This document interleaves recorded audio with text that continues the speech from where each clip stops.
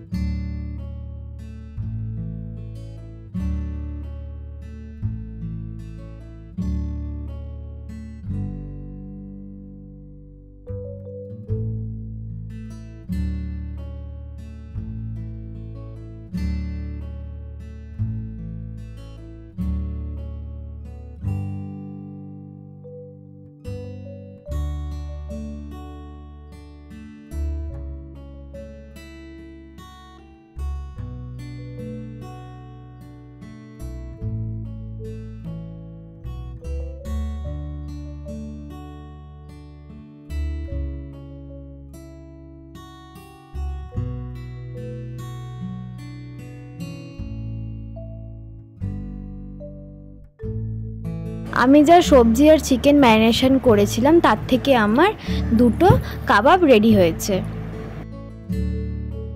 এবার একটা ফ্রাইং প্যানে অয়েল ব্রাশ করে এর মধ্যে দিয়ে দেব আমি কাবাবগুলো। পুরো রান্নাটা করার সময় আমি গ্যাসের ফ্লেম লো টু মিডিয়াম রেখেছিলাম।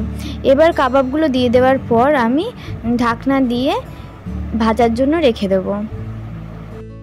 কাবাবগুলো ঢাকা দিয়ে উল্টে পাল্টে ভালো করে ভেজে নেব।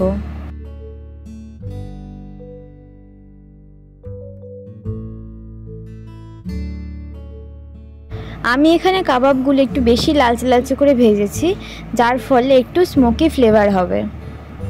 আমার চিকেন কাঠি কাবাব রেডি। আপনারা বাড়িতে অবশ্যই রেসিপিটা ট্রাই করবেন আর আমাকে জানাবেন কেমন লাগলো।